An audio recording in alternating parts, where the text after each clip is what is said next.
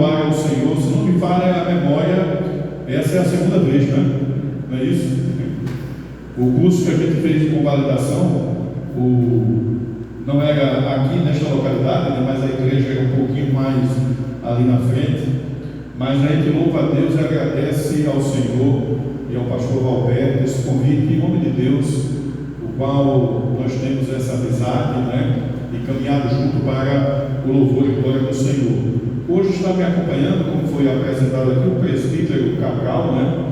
O presbítero Cabral, geralmente quando os irmãos chegam lá na igreja, perguntam assim: é o teu filho? É? Eu digo: não. Olha, estão dizendo aqui, parece. É somente filho na fé, né? Mas é um grande privilégio, né? E eu fico muito feliz quando a turma confunde ele com meu filho, porque é uma pessoa que tem nos ajudado muito ali na nossa igreja. Atualmente nós estamos pastoreando a primeira igreja congregacional ali em Abreu e Lima, né? Abreu e Lima, Terra Santa. Quem vai do lado de João Pessoa tem que passar em Abreu e Lima, né? E a gente louva ao Senhor por a vida daquela igreja.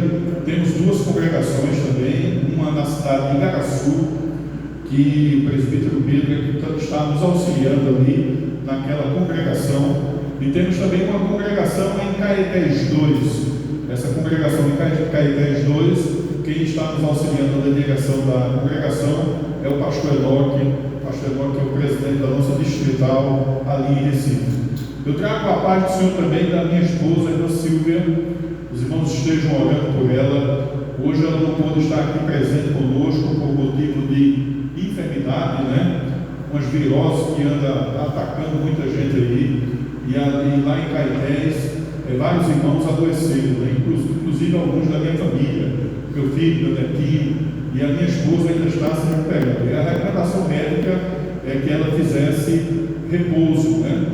Aí eu disse: então tu fica aí, eu vou com o Cabral até Carpina, e é uma alegria poder rever os irmãos, essa igreja avivada, animada, que gosta de louvar, glorificar e exaltar o nome do Senhor. Como é bom, né? Eu me sinto em casa e muito feliz em estar hoje aqui e poder compartilhar a palavra do Senhor. Amém?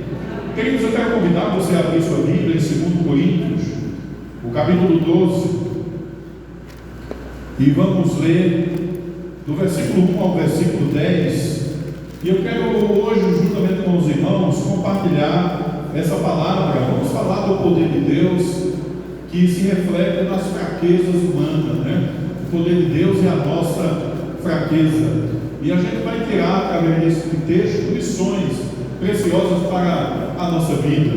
Se por acaso tiver alguém hoje aqui neste recinto que ainda não conhece o Senhor como Salvador, fique atento, porque a palavra de Deus também, ela falará poderosamente ao teu coração. Amém? Diz assim, 2 Coríntios, capítulo 12, a partir do versículo 1: se é necessário que me glorie, ainda que não convém, passarei as visões e revelações do Senhor. Conheço um homem em Cristo que há 14 anos foi arrebatado até o terceiro céu, se no corpo ou fora do corpo, não sei, Deus o sabe. E sei que o tal homem, se no corpo ou fora do corpo, não sei, Deus o sabe, foi arrebatado ao paraíso e ouviu palavras inefáveis, as quais não é lícito ao homem referir. De tal coisa me gloriarei, não porém de mim mesmo, salvo nas minhas fraquezas. Pois se eu vier a gloriar-me, não serei nécio, porque direi a verdade, mas abstenho-me, para que ninguém se preocupe comigo mais do que em mim vê ou de mim ouve, e para que não me ensoberbecesse com a grandeza das revelações, foi-me posto um espinho na carne, mensageiro de Satanás, para me esbofetear, a fim de que não me exalte. Por causa disso, 3 vezes pedi ao Senhor que o afastasse de mim. Então ele me disse: a minha graça te basta, porque o poder se aperfeiçoa na fraqueza. De boa vontade, pois mais me gloriarei nas fraquezas, para que sobre mim repouse o poder de Cristo. Pelo que sinto prazer nas fraquezas, nas injúrias, nas necessidades, nas perseguições, nas angústias, por amor de Cristo, porque quando sou fraco, então é que sou forte. Deus, eu quero te louvar, Senhor, pela tua palavra que foi lida, que essa palavra encontre guarida nos corações e saímos daqui edificados pelo teu Espírito Santo, Senhor, para fazermos a tua vontade e proclamar as boas novas do teu reino. Sei com os teus filhos que deixaram seus lares e hoje estão aqui prestando a ti o culto racional, o qual estamos te oferecendo como oferta viva, santa e agradável. Tudo isso nós pedimos em nome de Jesus. Amém. A igreja pode sentar. Meus amados irmãos, hoje nós queremos compartilhar com vocês poder de Deus e fraqueza humana, né? E quando falamos de poder e fraqueza, é interessante que ao nosso olhar inicial parece uma coisa antagônica, né? E é interessante que o próprio Deus ele enfatiza, né? E ele diz: olha, quando você está fraco, aí é que meu poder se estabelece em você e você se sente forte. E o poder de Deus que Paulo muito cita em suas cartas não é meramente algo levado para prosperidade, para milagre garantido, muitas vezes como a filosofia humana tenta passar. É interessante que nos nossos dias, muitas vezes quando alguém ouve o Evangelho, ele quer se aproximar de Cristo, não por aquilo que Cristo é, mas por aquilo que Cristo pode dar ou fazer. Venha porque Ele vai te curar, venha porque Ele vai solucionar os teus problemas, né? Venha porque a sua vida vai mudar. E é claro que o Senhor, nosso Deus, Ele tem poder para realizar milagres, né? Porque Ele é todo poderoso, amém? O fato de eu e você estarmos aqui já é um milagre de Deus. Nós somos o que somos porque o Espírito Santo de Deus habita em nossos corações. É por isso que o poder que hoje nós queremos falar a respeito com os irmãos é a pessoa de Jesus Cristo, é o Filho de Deus entregando-se por mim e por você para libertar do império das trevas e transportar para o reino do amor, como Colossenses capítulo 1, versículo 13 fala. Agora, falar de um poder que se aperfeiçoa na fraqueza, a gente acha muito interessante isso. Por quê? Poder e fraqueza são opostos, como eu falei, mas o que nós estamos falando aqui é o poder de Cristo, não o poder humano, né? E é interessante que nós somos levados muitas vezes a confiar em nós mesmos, na nossa própria capacidade, na nossa própria força, e quando fazemos isso, muitas vezes paramos à beira do caminho, porque nós somos frágeis, somos pó. O homem, pela sua própria natureza, ele é fraco, ele não pode ir além se Cristo não estiver com ele. João Calvino, uma vez explicando que a força de Deus ela é aperfeiçoada somente onde brilha de modo tão claro que ganha o louvor que lhe é devido. Como eu sou fraco e não posso fazer absolutamente nada, quando alguém olha para mim e vê que Deus está realizando milagre, o olhar dele não se volta para a minha pessoa, mas vai se voltar para Deus e vai dizer: realmente Deus é na vida desse irmão, realmente Deus é na vida desse jovem, Deus é na vida dessa mulher, amém? É por isso que Deus sempre está com você.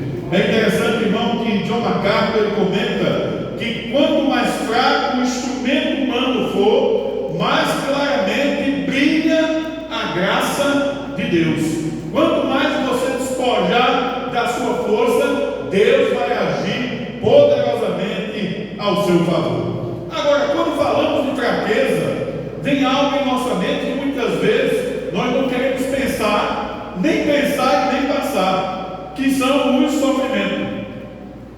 Mas, irmãos, quando nós voltamos o nosso olhar para a Bíblia, a partir do versículo 7 aqui, quando Paulo ele começa a narrar o espinho na carne, né? Quando ele diz: olha, para que eu não me ensoberbecesse com a grandeza das revelações, foi-me posto um espinho na carne. Porque Paulo ele tinha ido até o terceiro céu, o paraíso, tinha contemplado as grandezas de Deus, e ele diz: olha,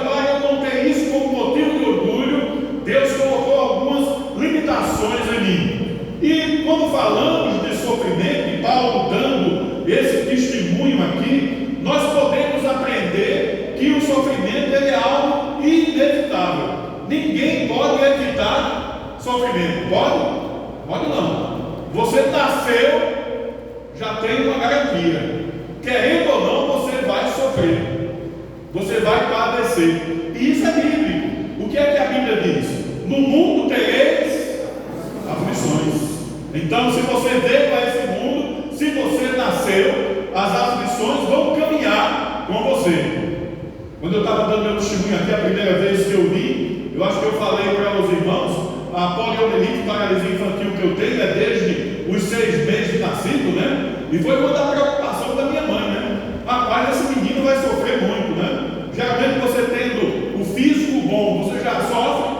Imagina alguém que tem uma dependência ou alguma limitação, né? Você já fica pensando. Hoje, quando eu cheguei aqui na igreja, a gente sentou ali, eu e Cabral, nós chegamos cedo, né? E o meu olhar ficava com essas escadas aqui. E Cabral, eu estou procurando um jeito de como subir isso aí. Mas eu vou subir em nome de Jesus, né? Porque as suas limitações me levam muitas vezes a procurar os caminhos. Mas os sofrimentos são inevitáveis. Não há vida sem sofrimento. Não há uma vida indolor. É impossível você passar pela vida toda sem sofrer, porque o sofrimento ele é inevitável. Mas, irmãos, do mesmo modo que esse sofrimento ele é inevitável, o sofrimento, como Paulo falou aqui, e ele demonstrando, ele fala também que o sofrimento ele é indispensável para a nossa vida. E é interessante que você pode até questionar, dizendo, mas como é isso, né? Sabe por quê? Porque no sofrimento nós aprendemos e muito. Quem já ouviu aquele hino que diz assim: os melhores hinos e poesias foram feitos no momento de tribulação, no momento de dificuldade. Quando é que o ser humano busca mais a Deus? Quando? Quando ele está sofrendo, quando ele está precisando, quando ele está com necessidade, né? Eu não sei se acontece aqui em Carpina, mas lá em Caetés, quando nós chegamos no ciclo de oração, lá é na terça-feira, né? Manhã, tarde e noite. E toda vez que chegamos lá, quais são as pessoas que você encontra ali? Qual é o público? Aqueles que estão precisando. Olha, pastor, ora por mim, eu estou desempregado, está uma confusão, o problema está grande. O outro diz, olha, estou com problema na família, muitas vezes desavença, não há mais entendimento. Mas são pessoas que estão ali com o joelho dobrado, porque precisam de Deus, reconhecem que em si são fracos, não podem mais além, mas o Deus que atende a nossa oração está ali presente para ouvir o clamor de cada um. Amém? Eu não sei qual é o problema que cada irmão, quando deixou o celular e adentrou aqui, trouxe para cá, não sei. Eu não sei se o seu problema é menor ou maior do que o meu, né? Talvez o irmão esteja olhando para mim assim, dizendo, esse pastor tem muita dificuldade, né? E o problema dele é grande. Talvez o seu seja maior do que eu, porque mesmo em meio às dificuldades, eu tenho um Deus que é maior do que tudo isso. Eu tenho um Deus que ouve as nossas orações e você também tem. E a Bíblia diz que Ele é o Deus do impossível. E aquilo que eu não posso fazer, Deus está pronto para ouvir o meu clamor e atender a minha oração. O sofrimento ele é indispensável. Assim como Jesus aprendeu pelas coisas que sofreu, também nós aprendemos pelo sofrimento. E por que o sofrimento é indispensável? Quando você vai para Romanos, no capítulo 5, versículo 3 a 5, você vê isso. E não somente isso, mas também nos gloriando nas próprias tribulações. E se gloriar na tribulação, na dificuldade, por quê? Sabendo que a tribulação produz o quê? Perseverança. E a perseverança? Experiência. E a experiência? Esperança. Ora, a esperança não confunde, porque o amor de Deus é derramado em nossos corações pelo Espírito Santo que nos foi outorgado. Amém? Então, queridos, quando você estiver passando pelo sofrimento, por alguma dificuldade, algum problema, não fique triste. Aproveite para aprender com o Senhor. Deus vai lhe mostrar o caminho que você deve andar. Você vai adquirir experiência, e essa experiência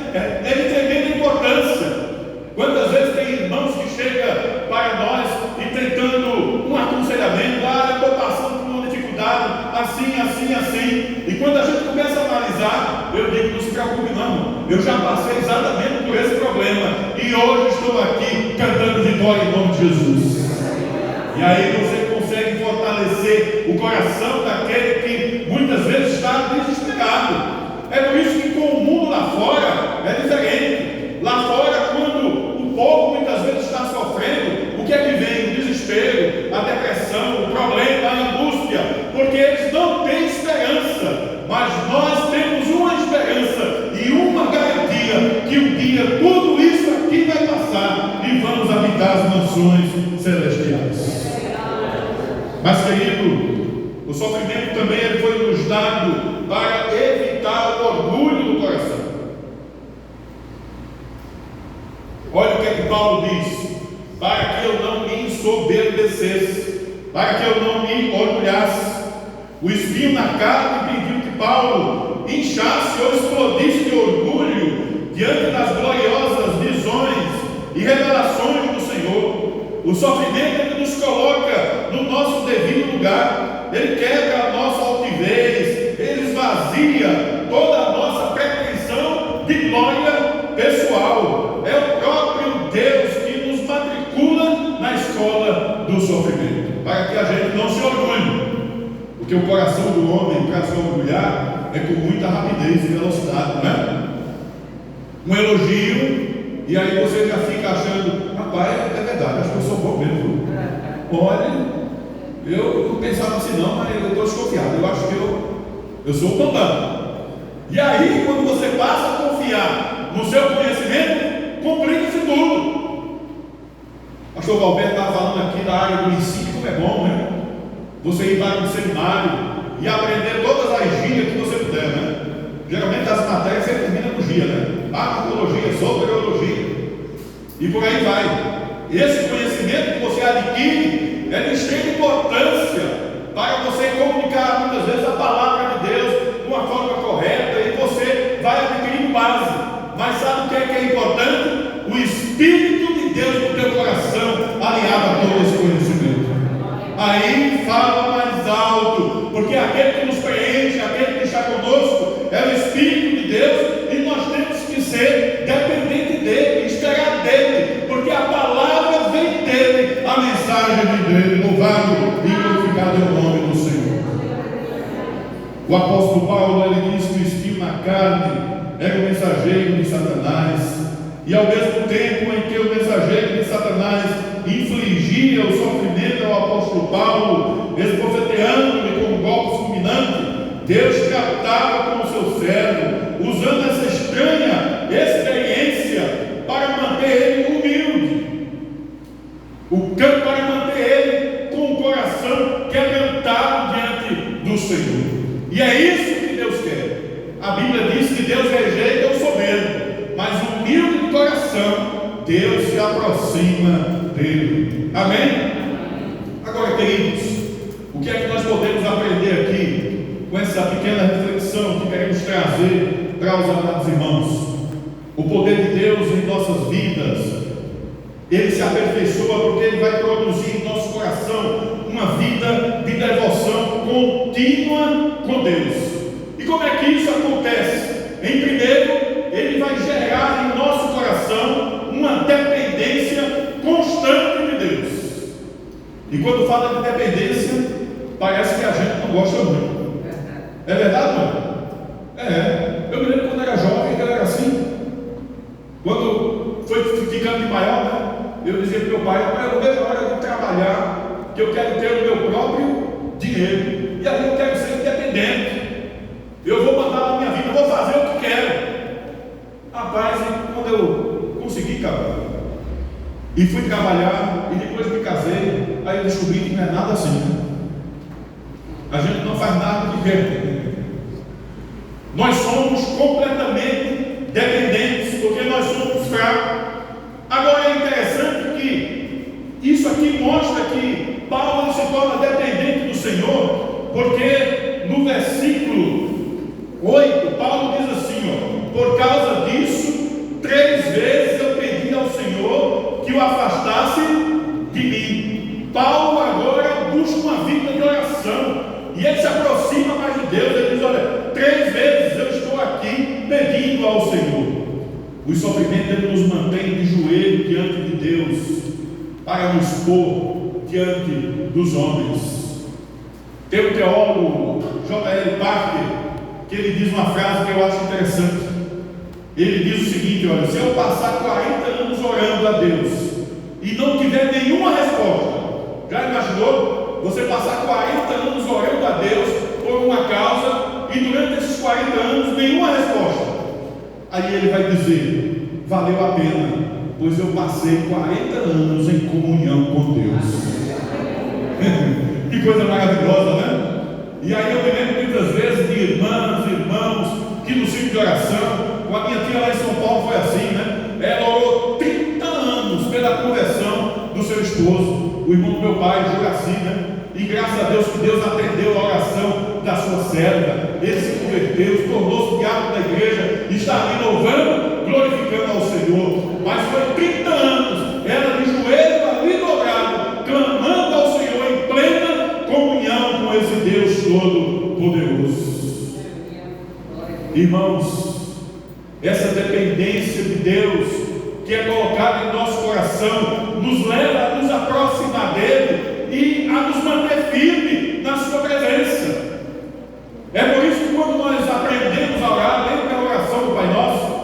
Ele diz assim: Pai Nosso que está no céu, santificado seja o teu nome. E quando você vai na oração, lá no finalzinho diz: o pão nosso de cada dia nos dá hoje. Se fosse orar com o coração humano que somos, a gente já orava e dizia assim: ô Senhor, não dá para dar o pão logo da semana? Ou o pão, o irmão já disse aqui, acaba o ano todo, já ficaria livre, o ano todo já estaria tranquilo. Mas porque ele diz que é o pão de cada dia? É porque todo dia nós temos que depender do Senhor. Todo dia nós temos que estar na presença desse Deus Todo-Poderoso. Lembra de Moisés quando tira o povo de Israel do Egito? O maná vinha do céu, e aquele maná que vinha dizia: é para hoje, coma hoje, não guarde para amanhã não, porque amanhã o Senhor dará novamente. Que coisa maravilhosa!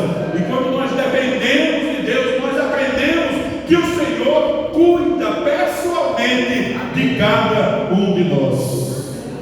E aí, querido, você vê que a resposta de Deus para Paulo foi tremenda, lá no versículo 9. Então ele me disse: a minha graça te basta. Quando nós aprendemos que somos fracos, que somos dependentes, nós passamos a confiar na suficiência da graça de Cristo. Então ele me disse: a minha graça te basta, porque o meu poder se aperfeiçoa na fraqueza. A graça de Deus ela é melhor do que a vida. A graça de Deus é que nos capacita a enfrentar vitoriosamente o sofrimento. É a graça que é o tônico para a nossa alma, é ela que traz alegria para o nosso coração. E aí tem gente que não entende, né? Entende não. Às vezes tem irmãos que olham para o outro. Uma vez eu vi acontecer isso num bairro lá, uma senhora, sofrimento muito grande, mas aquela irmã estava ali cantando louvores ao Senhor, né? Deus é tão bom, aleluia. E a outra que ia passando, a vizinha que não era crente, dizia: rapaz, não dá para entender não. É claro, essa mulher vive às vezes de migalha, daquilo que os outros dão. Ela passa uma necessidade tremenda, a gente vê como é a vida dela, e tanto problema, e ela louvando, cantando. E muitas vezes eu tenho uma condição até boa, financeira, tenho tudo ao meu redor, mas não tenho essa alegria. Mas sabe por quê? A alegria do Senhor é que é a nossa força. A gente não vive de circunstância, a gente não vive do que está ao redor, mas nós vivemos olhando para o céu, sabendo que a nossa pátria é lá no céu. Amém? É por isso que ele diz: olha, Paulo, a minha graça te basta. Não é? Um teólogo, Warren Williams, ele diz que a graça de Deus é a provisão dele para tudo que precisamos e quando precisamos. E é interessante que a graça de Deus nunca falta, né? Ela sempre está presente. O Espírito de Deus sempre está conosco. É por isso que ele diz: eu estou convosco todos os dias até a consumação dos séculos. Às vezes as coisas aqui terrenas falham, vai ou não vai? falha. Às vezes nós confiamos em homens, e a Bíblia diz assim: maldito o homem que confia no homem. O homem falha, porque o homem, ele pode parar simplesmente, mas Deus nunca. Uma certa vez eu estava viajando, contar esse testemunho, para mostrar para os irmãos como a suficiência da graça de Deus é no nosso coração. Eu gosto muito de viajar, viu? Eu tenho um filho meu que mora lá em São Paulo. Ele mora numa cidadezinha perto de Mineira, Porterópolis. E eu já fui umas 7 vezes para São Paulo e de carro. Já fui de avião também, mas eu gosto de viajar de carro. 3 dias para ir, 3 dias para voltar. É uma bênção. E é bom porque vai eu, a esposa, às vezes vai o filho, né? E dentro do carro é beleza, porque ali você começa a dialogar, se tem algum problema, resolve logo, né? Não tem como correr, está todo mundo junto, né? Não, vamos embora. E a gente viajando, quando chegou ali perto de Garanhuns, naquela serra chamada Serra dos Ventos, de repente a direção do carro começou a balançar muito. Aí eu disse assim, acho que o pneu estourou, né? O pneu aí deve ter estourado. E de repente a direção pulou da minha mão assim. O carro foi para o acostamento, né? E eu consegui frear e ele parou. E quando ele parou, irmão, que a gente desceu do carro, a gente parou exatamente na beira de um precipício. O negócio era. Eu digo, se tivesse caído aqui, a gente não tinha chegado em São Paulo, não, tinha chegado no céu. Ia todo mundo para a glória. E já era tarde, já estava 5 horas da tarde, ia anoitecer. A gente na BR, no meio do nada, eu disse, meu Deus, e agora? Aí eu disse, pastor, mas não tem como não, aí tem seguro, né? Paga seguro do carro. E eu estou com o celular aqui, vou resolver isso agora. Viu a prepotência, o orgulho, né? Agora eu vou resolver. Quando eu peguei, disse não, nada. Só se fosse fazer feito vídeo, mas senão se passa. Eu digo, Senhor. Aí o que é que bate no coração? O desespero. Aí é quando a gente se lembra de Deus, né? Ai meu Deus, e agora? Meu irmão, a coisa lá, ninguém parava. Os caminhões passavam com uma velocidade muito grande, mas de repente, lá de dentro do mato, saiu um Fiatzinho. E o camarada vinha devagarzinho, né? Aí ele veio, viu a gente parado, aí foi se aproximando, aí parou. Aí foi isso aí, cidadão. Eu digo, meu amigo, um carro quebrou, não sei o que é, e estamos aqui, sem ter para onde ir. Aí ele disse, tem problema não, olha, eu sou um pedreiro. Aí eu digo, Senhor, eu oro a tua irmã no pedreiro. O problema é no carro, né? Aí chega o pedreiro. Ele disse, eu sou pedreiro, mas eu vim agora da casa do mecânico, eu estou trabalhando na casa dele, olha que Deus está. Aí eu vou buscar ele lá, ele foi, trouxe. O mecânico, quando chegou aqui, olhou. Aí ele disse assim, rapaz, o Senhor tem uma estrela na testa. E eu fiquei sem entender, né? Estrela na testa, ele disse, eu não sabe qual foi o problema não. Não. O bico aqui, o negócio da barra de direção quebrou. E eu nunca vi um negócio desse quebrar e o carro parar, controlar, e até o senhor está lá no abismo. É porque eu tenho um Deus que é poderoso. Eu tenho um Deus que, no momento certo, na hora certa, a graça dele alcança os nossos corações. E é isso que ele faz. E naquele momento ele diz, olha, não tem nada aqui, eu vou dar um jeito. Ele botou ali um parafuso, ele arrumou um parafuso grande, soldou. Ele disse, dá para o senhor chegar em Recife. Agora quando chegar lá, arrume. Porque o que eu fiz aqui foi uma preata, só para o senhor chegar lá. Mas Deus cuida de cada um poderosamente. Aí eu entendo que a graça de Deus, ela está sobre nossas vidas constantemente para nos abençoar. Ela está contínua, disponível. J.B. Hasling, ele disse, está correto quando diz que não devemos orar por vida fácil. Não ore para Deus livrar você de todas as dificuldades, não. Tem gente que diz assim, Senhor, eu tenho a sombra e a água fresca. Não faça isso não. Devemos orar para sermos homens e mulheres capacitados pela graça de Deus para vencermos as tribulações. Amém? Não devemos orar por tarefas iguais ao nosso poder, mas devemos orar por poder igual às nossas tarefas, e Deus irá nos abençoar. Queridos, e por fim, Paulo diz que a graça de Deus, ela nos fortalece. A minha graça me basta, porque o poder se aperfeiçoa na fraqueza. Quando somos fracos, aí é que somos fortes. Esse é o grande paradoxo do cristianismo.